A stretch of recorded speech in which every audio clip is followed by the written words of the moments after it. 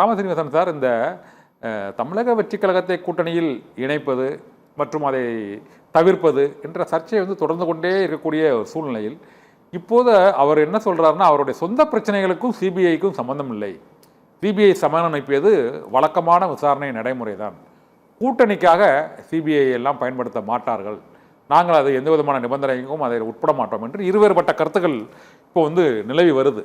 ஆனால் விஜயோட அந்த தேர்தல் வாக்குறுதிகளை பொறுத்தவரை இரண்டு கட்சிகளின் வாக்குறுதிகளை மேம்படுத்தும் வகையில் இந்த வாக்குறுதிகள் இருக்குது.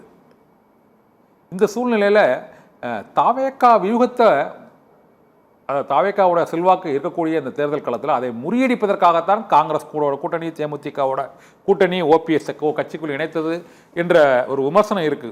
உண்மையிலேயே தாவேகாவை எதிர்கொள்வதா இந்த கூட்டணியில் இவ்வளவு தூரம் கட்சிகள் சேர்க்கப்பட்டதா சார்?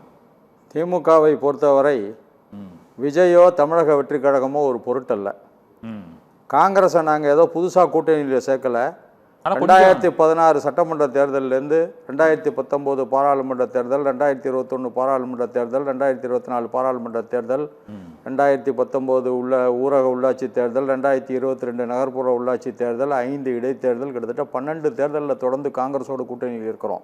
இந்த தேர்தலில் தான் இன்னொன்று பார்த்தீங்கன்னா, இந்திய அரசியல் வரலாற்றிலே ஒரு அரசியல் கட்சி தொடர்ந்து 4 தேர்தல்களில் ஒரே கூட்டணி கட்சிகளோடு சந்திப்பது இதுதான் முதல் முறை. ஒரு கூட்டணி எங்களோடு 2019 கூட்டணி சேர்ந்த கட்சிகள் அனைத்தும் 4வது முறையாக 2 பாராளுமன்ற தேர்தல், 2 சட்டமன்ற தேர்தலை சந்திக்கிறோம். ஒரு கட்சி கூட கூட்டணியை விட்டு வெளியேறல, புதிதாக தான் கட்சிகள் சேர்ந்திருக்கு. அதனால ஏதோ விஜய்க்காக நாங்கள் இல்லை சொல்லிடுறேன், விஜய்க்காக நாங்கள் காங்கிரஸை சேர்த்தோங்கிறதுலாம் இல்லை. காங்கிரஸ் எங்களுடைய சகோதரர் ராகுல் காந்தி எங்களுடைய ரத்த சொந்தம், அதில் எந்த மாற்று கருத்தும் இல்லை. ஒரு கூட்டு குடும்பத்திலே பாகம் பிரிக்கும் பொழுது கூட்டு குடும்ப உறுப்பினர்களிலேயே ஒரு கருத்து வேறுபாடு ஏற்படுவது உண்டு. அதை கூட்டு குடும்ப தலைவரான திரு முத்துவேல் கருணாநிதி ஸ்டாலின் அவர்கள் தாய் உள்ளத்தோடு அரவணைத்து யாருக்கு என்ன கொடுக்க வேண்டும் என்று அவருக்கு தெரியும். கேட்பது கூட்டணி கட்சிகளுடைய உரிமை, அதை தாயுள்ளத்தோடு எங்களுடைய தலைவர் கொடுத்து விடுவார். அதனால நீங்க நினைக்கிற மாதிரி அந்த கருத்து வேறுபாடு, இந்த ஒரு கருத்து வேறுபாடும் திமுக கூட்டணியில் இல்லை. டிஎம்கே கூட்டணி இஸ் இன்டாக்ட். காங்கிரஸ் கூட மட்டும் கொஞ்சம் அதாவதுங்க, ஒரு சகோதரருக்குள்ள ஒரு சின்ன கருத்து வேறுபாடு எடுத்துட்டாங்க. வாழ்த்துல வாழ்த்துக்கு ரெண்டு பேருமே பிரதரை சொல்லலையா சார்? நீங்க தான் பிரதர் சொல்றீங்க. பிரதர் தாங்க, என்னைக்கும் பிரதர் தான். ராகுல் காந்தி திரு முத்துவேல் கருணாநிதி ஸ்டாலினுடைய இளைய சகோதரர் தான், அதுல எந்த மாற்று கருத்தும் இல்லை. திருமதி சோனியா காந்தி, திரு ராகுல் காந்தி, திரு முத்துவேல் கருணாநிதி ஸ்டாலின் அவர்கள் நல்ல அண்டர்ஸ்டாண்டிங்கில் இருக்க காரணத்தினால தான் இந்த கூட்டணி பலமாக இருக்குது. நீங்கள் நினைக்கிற மாதிரி அது உடைய போது விஜயோட சேர போதெல்லாம் அது மீடியாவோட கனவு, எதிர்கட்சியோட கனவு. சரி, இப்போ சீனிவாசன் சொன்னதில் முக்கியமானது விஜயோட பிரச்சனைகளுக்கு காரணம் அவர்தான வழியே, அது அரசியல் உள்நோக்கம் இல்லைங்கிறீங்க. அது ஜனநாயகன் படத்தை சென்சார் போர்டு நிறுத்தினதுக்கு பிறகு இந்த 4 அணி சொன்னல பிஜேபியில், ஐடி, இடி, எலெக்ஷன் கமிஷன், சிபிஐ 4 அணியோட இப்போ சென்சார் போர்டையே 5வது அணியாக சேர்த்துட்டாங்க பாரதிய ஜனதா கட்சி. ஜனநாயகன் படத்தை நிறுத்தியது என்பது விஜயை மிரட்டுவதற்காக செய்யப்பட்ட செயல். அது கொடுமையிலும் கொடுமை என்னன்னா, ஜனநாயகம் படத்தை தணிக்கை குழு மூலம் நிறுத்தினதை கூட கண்டிக்க வக்கில்லாத விஜய் தன்னுடைய படத்தை நிறுத்துறாங்க. பலாயிரம் கோடி கணக்கான பணம் போடப்பட்டிருக்கு, அந்த தயாரிப்பாளர் இன்னைக்கு நடுத்தருவில் நிற்கிறாரு. அதை கூட கண்டிக்கிறதுக்கு பயந்து கொண்டு அதை கண்டிக்க ஒரு வார்த்தை முதலமைச்சர் அவர்கள் கண்டிச்சார். வழக்கு இருக்கு, அர்த்தல மறு ஆய்வு இருக்கு. பாதிப்பு தனக்கு பாதிப்பு, தன்னை பாதிப்பையே தட்டி கேட்க முடியாதவர் நாளைக்கு இந்தியா தமிழக மக்களை என்ன பாதுகாப்பார்? ஒண்ணு. ரெண்டாவது, சொந்த வாழ்க்கையில இவ்வளவு பிரச்சனை ஏற்படுது, சொந்த வீட்டில் உள்ள மகளிரை காக்க முடியல, இவர் போய் நாட்டு மகளிரை காப்போன்னு ஸ்டேட்மெண்ட் விடுறாரு. மகளிர் தினம்லாம் விஜய் எதுக்கு கொண்டாடுறாரு? விஜய்க்கு மகளிர் தினம் கொண்டாடுவதற்கு அருகதை இருக்கா சொல்லுங்க? தன்னுடைய வீட்டினுடைய மனைவி தன்னை நம்பி 28 ஆண்டுகள் வாழ்க்கை நடத்தியவர் நீதிமன்ற படிக்கட்டுகளிலே நாடி நீதிமன்ற கதவுகளை தட்டி எனக்கு அந்த வீட்டிலே வசிக்க உத்தரவு கொடுங்கள் என நீதிமன்றத்திடம் நாடி பரிகாரம் கேட்கக்கூடியவர்.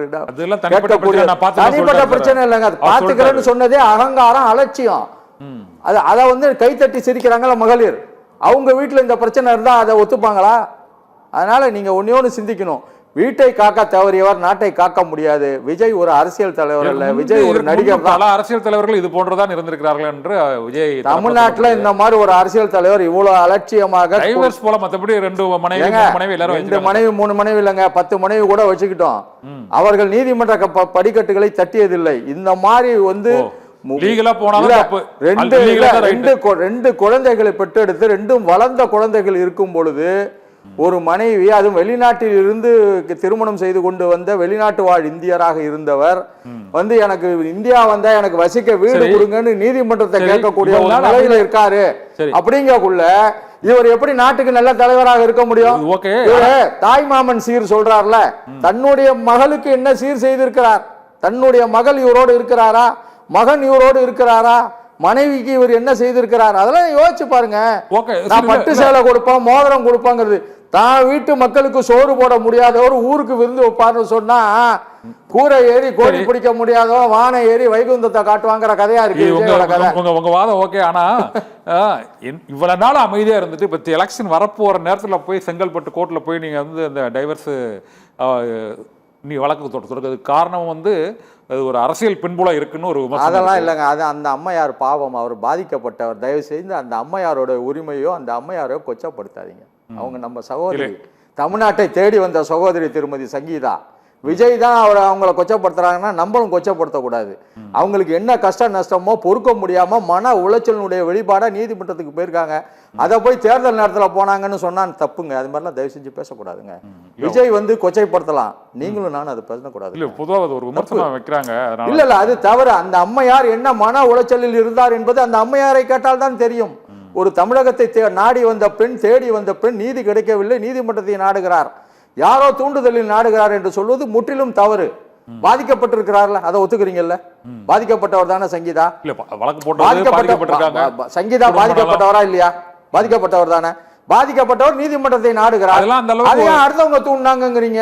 இல்ல அது செலிபிரிட்டிங்கிறதுனால நீங்க அந்த மாதிரி சொல்றீங்க. அடுத்தவங்க தூண்டுறாங்கன்னு விஜய் தரப்புல சொல்லல, விஜய் ரசிகர்கள் மற்றபடி பொதுவா ஒரு விமர்சனம். யாருடைய தூண்டுதலிலும் அந்த அம்மையார் நீதிமன்றத்துக்கு செல்லவில்லை. பாதிக்கப்பட்டவர் நீதிமன்றத்தை நாடுகிறார், உரிமையை கோருகிறார். அதை போய் நம்ம அவர் தூண்டாங்க, அவர் பாதிக்கப்பட்டிருக்காரு நீங்க ஒத்துக்கிறீங்கல்ல?